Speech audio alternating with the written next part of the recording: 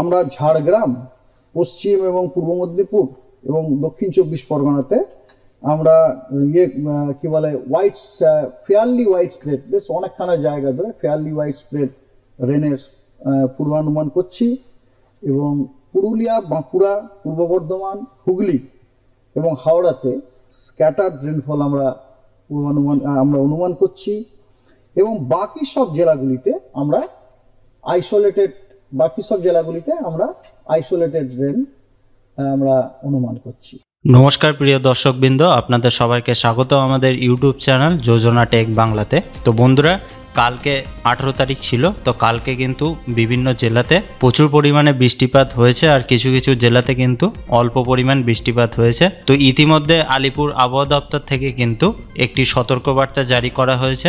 সেই সতর্কবার্তাটা কিন্তু শীত কতটা থাকবে, অর্থাৎ কুয়াশার পরিমাণ কতটা থাকবে এবং কোন কোন জেলায় বৃষ্টিপাতের পরিমাণ বৃদ্ধি পাবে বা কমে যাবে এবং কোন কোন জেলায় বৃষ্টিপাত হবে 19 থেকে 24 তারিখের মধ্যে। তো বন্ধুরা, সেই সম্পর্কে কিন্তু অরেঞ্জ অ্যালার্ট জারি করা হয়েছে আবহাওয়া দপ্তর থেকে। তো বন্ধুরা, এখানে আপনারা কিন্তু দেখতে পাচ্ছেন মার্ক করে দিয়েছে যে শীতল দিন এবং ঘন কুয়াশা 50 থেকে 199 মিটার। তো আপনারা কিন্তু ওপর দিকে গেলে দেখতে পাবেন 19 তারিখে এখানে দার্জিলিং, কালিম্পং, জলপাইগুড়ি, আলিপুরদুয়ার, কোচবিহার, তারপরে উত্তর দিনাজপুর, দক্ষিণ দিনাজপুর আর মালদহে এখানে কিন্তু শীতের পরিমাণটা কিন্তু বৃদ্ধি পাবে এবং ঘন কুয়াশাও কিন্তু থাকবে 19 তারিখে। তো এই জেলাগুলি কিন্তু বন্ধুরা অ্যালার্ট আছে, অর্থাৎ বি প্রিপেয়ার্ড। এখানে আপনারা কিন্তু নিচে দেখতে পাচ্ছেন, তার নিচে আছে দেখুন ওয়াচ, অর্থাৎ হলুদ সতর্কতা। তো হলুদ সতর্কতার মধ্যে কিন্তু আছে কিন্তু বীরভূম, পশ্চিম বর্ধমান, পূর্ব বর্ধমান, নদিয়া,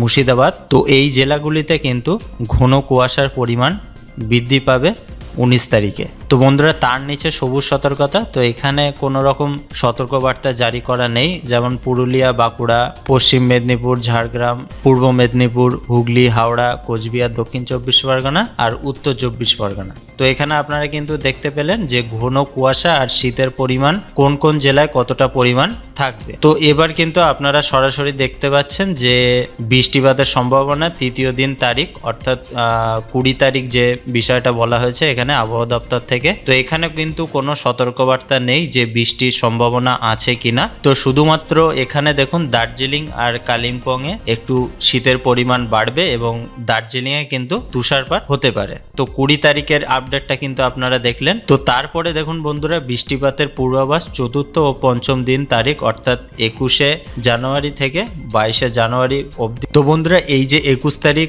আর 22 তারিখ এর মধ্যে কিন্তু কোনো বৃষ্টিপাতের সম্ভাবনা নেই কোনো জেলায়। তো এখানে আপনারা কিন্তু দেখতে পাচ্ছেন ড্রাই, নো রেন, প্রতিটা জেলাতেই কিন্তু কোনো বৃষ্টিপাতের সম্ভাবনা নেই। কিন্তু দার্জিলিং এ তুষারপাতের একটা সম্ভাবনা আছে, কারণ বৃষ্টিপাতের ফলে ওপরে পাহাড়ি এলাকায় কিন্তু তুষারপাতের সম্ভাবনাটা কিন্তু বেড়ে যায়। তো বন্ধুরা, 23 তারিখেও কিন্তু কোনো বৃষ্টিপাতের সম্ভাবনা নেই উত্তরবঙ্গে আর দক্ষিণবঙ্গে। এবং 23 তারিখের পরে 24 ও 25 কিন্তু এখানে বৃষ্টিপাতের সম্ভাবনা আছে, 25% মতো কিন্তু বৃষ্টিপাত হতে পারে উত্তরবঙ্গে। এখানে আপনারা কিন্তু দেখতে পাচ্ছেন দার্জিলিং আর কালিম্পং এ কিন্তু 25%-এর মতো বৃষ্টিপাতের সম্ভাবনা আছে এবং তুষারপাতের সম্ভাবনা কিন্তু আছে আমাদের দার্জিলিং এ। এবং তার নিচে আপনারা দক্ষিণবঙ্গে কিন্তু দেখতে পাচ্ছেন যে পশ্চিম মেদিনীপুরে 25%-এর মতো বৃষ্টি হতে পারে, পূর্ব মেদিনীপুর, দক্ষিণ 24 পরগনা, কলকাতা আর উত্তর 24 পরগনা। তো এই জেলাগুলিতে কিন্তু 24 আর 25 তারিখে বৃষ্টিপাতের সম্ভাবনা আছে। তো এখানে যে ISOL এখানে বলা হয়েছে 25%। তো এর জন্য কিন্তু আপনারা নিশ্চিত থাকতে পারেন অনেক ক্ষেত্রে যে এই যে সতর্কবার্তাটা দেওয়া হয়, তো এটার জন্য কিন্তু বৃষ্টিপাতের পরিমাণটা কম থাকে বা কোনো কোনো এলাকায় কিন্তু বৃষ্টিপাত নাও হতে পারে, কিন্তু শীতের পরিমাণটা কিন্তু বৃদ্ধি পেতে পারে। তো যেখানে বৃষ্টিপাত হবে না, তো সেখানে কিন্তু ঠান্ডার পরিমাণটা বাড়বে বা কুয়াশার পরিমাণটা কিন্তু বৃদ্ধি পেতে পারে। এমনকি আপনাদেরকে বলে দেবো যে এই যে পুরুলিয়া, বাঁকুড়া যেসব জেলাগুলিতে বৃষ্টিপাতের সম্ভাবনা নেই, তো সেই সব এলাকাতেও কিন্তু মেঘাচ্ছন্ন আকাশ থাকতে পারে।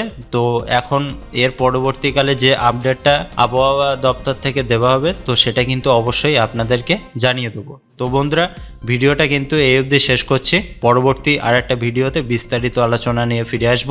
তো অবশ্যই যে যে জেলাগুলিতে বৃষ্টিপাত হবে তো সেই জেলাগুলিতে কিন্তু যারা যারা কৃষক আছে তো তাদেরকে কিন্তু একটু সতর্ক থাকতে হবে, কারণ এখন কিন্তু ধান চাষ আলু চাষ কিন্তু করা হচ্ছে বিভিন্ন জেলাতে। এবং আপনারা কোন জেলা থেকে ভিডিওটা দেখছেন তো অবশ্যই আমাদের কমেন্ট বক্সে কমেন্ট করে জানাবেন। আর আজকে 19 তারিখে আপনাদের জেলাতে কতটা পরিমাণ বা আপনাদের এলাকাতে কতটা বৃষ্টিপাত হচ্ছে তো অবশ্যই কিন্তু আমাদের কমেন্ট বক্সে কমেন্ট করে জানাবেন। সবাই ভালো থাকবেন, সুস্থ থাকবেন, আর আমাদের এই ভিডিওটা দেখার জন্য আপনাদেরকে অসংখ্য ধন্যবাদ।